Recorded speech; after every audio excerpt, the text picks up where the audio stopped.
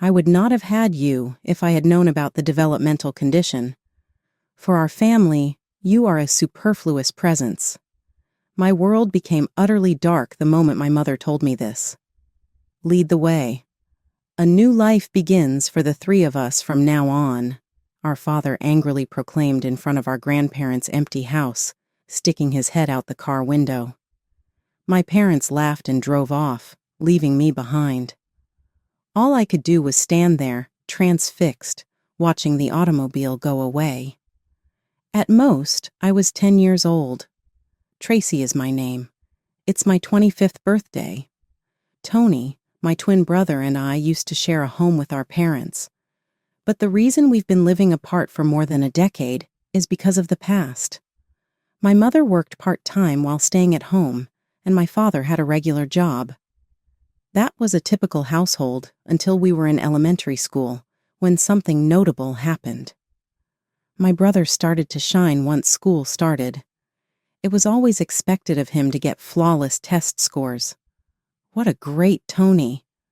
Again, you received a perfect score. My father would yell, "You are brilliant and will undoubtedly become someone great in the future," while my mother would smile. Exactly. He may pursue a career in academia, medicine, or athletics. He won't have to worry about money, at least. I was far from scoring flawlessly since I was preoccupied with the sounds of my classmates shifting chairs or using electronic pencils.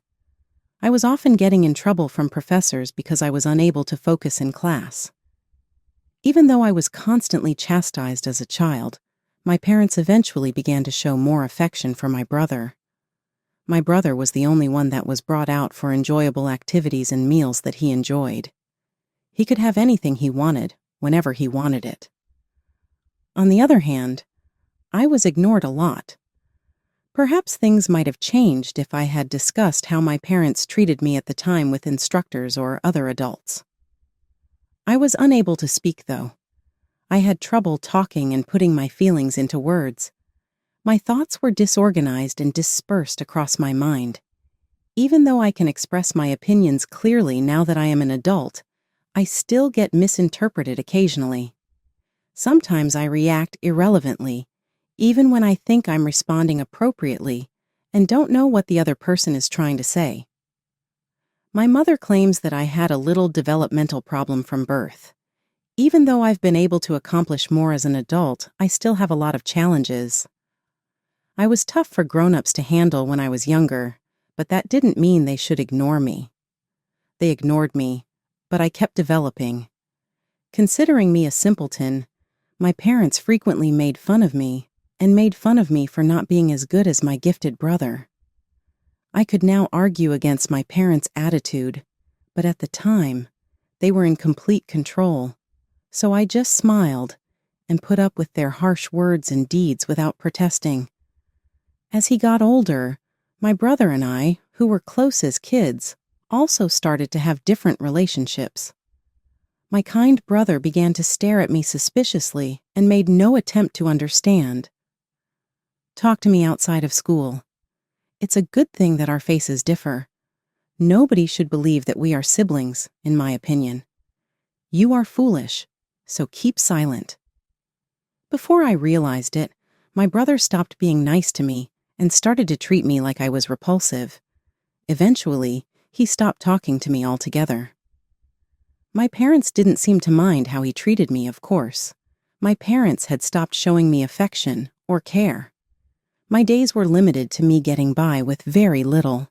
My brother and I would go out to dinner with my parents on important occasions like Christmas or my birthday. There were no gifts, cakes, or special delicacies for me. It was just a ready-made supper from the supermarket with a discount label. I had the house to myself to watch. It was the same even during the New Year's celebrations. My father told me, "You stay in your room because I can't concentrate with you around." I spent my New Year's Eve eating snacks by myself in my room while listening intently to the joyous sounds coming from the living room. "Do you really think you need study materials? Since you are powerless to stop it," my parents stated matter-of-factly. The only person provided a desk and school supplies was my brother. My grades kept dropping, and I totally lost interest in studying. I didn't feel like I belonged at home or at school. However, there were two distant persons I really trusted: my grandparents. Though we couldn't see them frequently, I was permitted to go with my family twice a year during the summer and end-of-year holidays, as long as I stayed silent. It took more than 2 hours by car to visit them. My brother and parents might have thought my grandparents' home was uninteresting, but I thought it was a great spot because it was in a rural area rich in natural beauty. The stunning hues and scenery that nature had produced captivated me. I used to play with the colored pencils I packed and color flyers to fit the scenery while my brother was studying. My grandparents would place my drawings on the refrigerator and comment, "It's a beautiful drawing of the sunset," while my parents and brother would scornfully stare at me. Not only had they hung up my scrawls, but more than that, I felt an unimaginable thrill because they could understand what I was trying to say without using words. My grandparents were the only ones that loved my brother and me equally, even though they didn't treat me any differently. My emotional support system was the 2 times a year I got to spend with my grandparents. Then, right before spring break started when we were 10 years old, on a still cold March day, my dad made the unexpected announcement, "We've sold our apartment." My brother laughed, snorting, confused by what they were saying. "You're extremely foolish. We're looking forward to a new life in a new home now that it's sold." Relocating? Where would we live if the house was sold? Regarding school? What about it? What time is the move happening? My father was so shocked by the unexpected news that he screamed at me, "Shut up! You always say meaningless things. It's because, despite our extensive preparation, you failed to notice. Gather your belongings as soon as possible."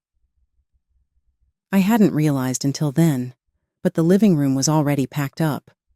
Because I was mostly confined to my room, I hadn't noticed that things around the house had gradually been disappearing. Panicking, I held back tears and packed my belongings into cardboard boxes. However, I could only take a few toys and the bare minimum of clothes. Since it was spring break, my belongings were mostly what I had brought home from school, and I finished packing them into boxes quickly. "I'm ready. Everything's packed in boxes. I've got my school bag too, but anything else? We don't need your report. Just get in the car quickly." "Okay, I understand." My father tossed my cardboard box into the trunk of the car roughly, and I got in the car holding my school bag. However, Tony, who usually sat next to me, was not there. "Tony isn't here? Where is Tony? It can't be just us 3 going, right? Aren't we missing some luggage?" "Aren't you supposed to be quiet in the car?" My mother scolded me sharply, and I fell silent. "It's hard to understand you. We gave your brother some pocket money and let him go out to play. Be quiet if you understand." In the silence, I absent-mindedly gazed at the blossoming trees outside the car, but suddenly a light of hope flickered in my heart. Maybe, just as they used to take only my brother out, this time they were taking only me to some fun place. My parents were perhaps trying to surprise me with the move. As I unconsciously smiled, my parents were quietly talking about something. At that time, I was too excited to care about what was being said. However, I never dreamed that this joy would later be betrayed. I eventually fell asleep and was suddenly woken up by my mother's loud voice. "Wake up quickly! Take your school bag and get out of the car." Not knowing where I was, I got out of the car and was astonished by the scene in front of me. It was my beloved grandparents' house. "Yay, Grandma, Grandpa!" I energetically tried to open the door but suddenly stood frozen. The door wouldn't open. It was locked. "Mom, I can't get in." "Is that so?" "It's a weekday today, so they're probably still at work." "What? But I just called them, so they'll be back soon. See you." My father roughly placed my luggage in front of the entrance and immediately returned to the car. Feeling anxious, I hastily grabbed my mother's hand. Wait! Where are you going? Mom, Dad, wait! We're going back. We can't leave your brother alone, can we? What? My mother shook off my hand as if it were obvious and stated, Your brother got into a famous private elementary school that ensures progression through grades. He's already decided to transfer there starting next term. We sold the apartment as part of the tuition, and we're moving to a new house for him. But having you around distracts him and also adds extra food costs. With a new term starting, this is your chance to stay here. Wait, what's happening? Am I changing schools? Am I going to a different school? That's exactly what annoys me. When my mother raised her voice in anger, I was at a loss for words. You've always been a burden to me since you were little. Your grades are poor, and your appearance is below average. You can't even hold a proper conversation. Your brother is such a good child. Why do you always cause problems? Did I do something bad? If so, I'm sorry. I'm really sorry. I don't need apologies that are just lip service. If I had known about your developmental disorder, I wouldn't have had you. You are an unnecessary existence for our family. When my mother said this, my world turned completely dark. Let's go. From now on, a new life begins for the three of us. My father stuck his head out of the car window and declared that loudly. I must somehow stop my parents. Don't go! Don't leave me behind! Dad, Mom, am I really a bad child? Words swirled in my mind, but when I tried to speak, the right words just didn't come out easily. As I desperately tried to move my mouth, my mother just glanced at me and got into the car. Sorry for the wait. Since we've come all this way, let's buy a famous cake from around here and eat it with Tony. All I could do was blankly watch as my parents left me behind. Tracy, are you okay? Tracy, try. What I saw through my blurred vision were the concerned faces of my grandparents. Here's your text punctuated and structured into shorter paragraphs. Looking at me with concern, by the time I realized it, it had already gotten dark. While waiting for my grandparents to return, it seems I had fallen asleep without noticing. Your hands are cold and your face is pale, my grandfather said. He wrapped me in a jumper, carried me on his back, and took me to a warm room. My grandparents were moving quickly and talking in very angry tones. How long has Tracy been waiting there? They couldn't believe it when they happened to look at their phone at work.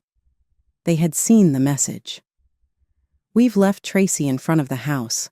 Please take care of Tracy. They both rushed back home immediately. It would have been a disaster if they hadn't found me at that time. My grandfather was working as a craftsman, and my grandmother was diligently working at a local restaurant. Despite knowing how busy their lives were, my parents didn't contact them in advance, just sent a message on that day. And the communication ended just like that. That made me painfully aware of how insignificant I was to my parents. As I took a sip of the hot milk my grandmother gave me, its warmth relaxed my feelings, and I couldn't stop my tears. My grandmother gently stroked my back and comforted me as I cried. Meanwhile, my grandfather suddenly stood up and called my father.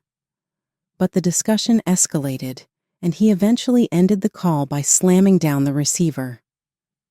Tracy, I talked to your dad, but it seems we can't communicate properly. Can you tell me what happened? Through tears, I explained the events that had led up to this moment. My story was more disorganized than usual, but my grandparents just quietly listened. They said I'm an unnecessary existence because I have a developmental disorder, that it would have been better if I hadn't been born. Mom and Dad are going to create a new family with Tony. As I choked out the words, I was enveloped in a warm embrace. My grandmother hugged me tightly. What are you talking about? You are a wonderful child. No matter what anyone says, you are irreplaceable to us. I am truly happy that you were born. People's worth isn't determined by their intelligence or appearance. Your grandfather and I are just ordinary elderly people who didn't attend prestigious schools, but we've lived our lives utilizing what we're good at. You might not be good at academics, but you have a talent for sensitivity and expression. That's an irreplaceable talent that is uniquely yours. Talent? Yes. There are no adults here to make you sad anymore, so you don't have to worry. I'm sorry for not noticing it until now. You've been doing your best. My grandfather said this as he stroked my head in apology. I was overwhelmed with emotion and burst into tears. My grandparents held me tight until my tears stopped. After that, I began living with my grandparents.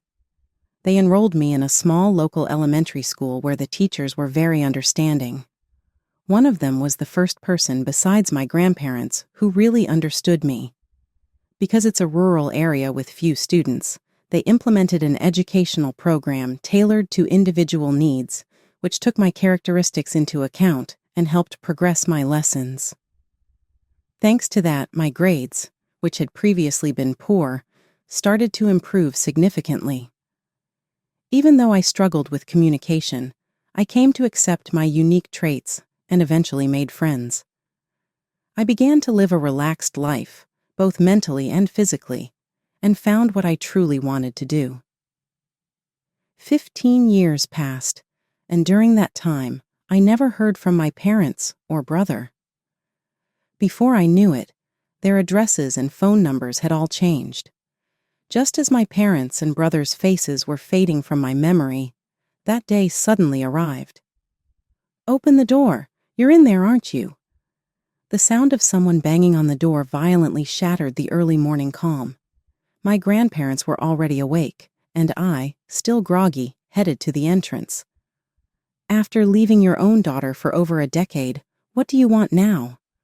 Startled by my grandfather's angry voice, I stepped outside and widened my eyes. "Well, if it isn't Tracy, you've grown so much," my mother said. The mother I remembered was always well kept, but the woman in front of me looked worn out and tired. The man next to her had a belly, a far cry from my father's previously slim figure. Smiling amiably, the two of them reached out their hands in a friendly manner. I avoided their hands and glared at them. "If you are my parents, why have you come?" "Don't talk like we're strangers.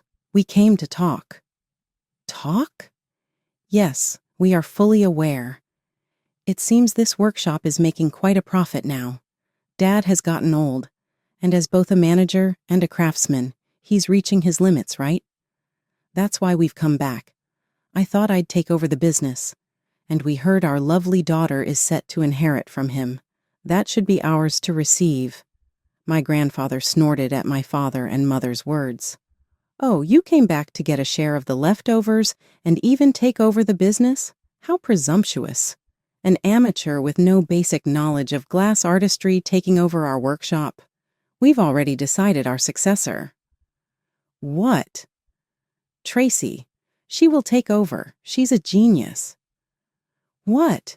Ridiculous. This child who can't do anything?" As if to interrupt my father, my grandmother threw a newspaper at his face. "What are you doing?" my father demanded. "Look inside, you fool. There's an article about this workshop." My father flipped through the newspaper, his eyes widening as he alternated between looking at me and the article in shock. "Young glass artisan from a local workshop to the world." It was an article from a recent interview. By the time I was a middle school student, I had become fascinated by my grandfather's work. I started helping out in the workshop around that time. Initially, I was just an assistant, but as I began to actively engage in glass artistry, I quickly became an apprentice in my grandfather's workshop. Recognized for my skills by my grandfather, I became passionate about capturing the allure of nature in glass. A few years ago, I finally completed the piece I had dreamed of making and started selling it. It became popular on social media, and I quickly gained recognition, becoming known as a prominent glass artisan. Now, I even receive orders from restaurants and stores abroad, and we've expanded our workshop with more artisans and launched online sales. You are indeed our daughter, not like that useless, timid son, my father exaggeratedly praised me, while my mother eagerly nodded along. Useless? Timid? Surprised by the words so opposite from my memory of my brother, I asked them. My mother glared at me sharply. Just listen. That useless Tony. My mother began speaking excitedly. According to her, my brother had graduated from university and landed a job at a top company, all going well initially. However, being praised as excellent for years, he became arrogant and unexpectedly fragile. Buffeted by the harsh waves of society, he faced failure within a short time and quit his job less than a year after starting. Can you believe it? Just a little scolding and he quit his job. My mother shook her head. Now he mostly stays in his room, hardly ever coming out except for the bathroom or shower. We quit our jobs because Tony had started working. Hey, Dad, setting aside the inheritance issue, you have money, right? Can't you take care of us three, or even just us two? At my father's words, my grandfather's expression turned to astonishment. Do you two only care about yourselves? He's still young. He'll figure something out. If it's decided that we stay here, he'll manage somehow. He's not a child anymore. It's impossible for us to find new jobs at our age. Hey, Dad, listen to your loving son's request. My grandfather, dumbfounded, sighed, and went back into the room. As I stood there stunned, my mother looked at me intently and said, You should live with your mom and dad too, right? Oh, I forgot. You don't understand what we're talking about anyway, do you? All you need to do is nod along. While saying this, my mother had bloodshot eyes, and my father nodded in agreement. After thinking for a moment, I responded, Why do I have to live with strangers? What? We are your real parents. We raised you.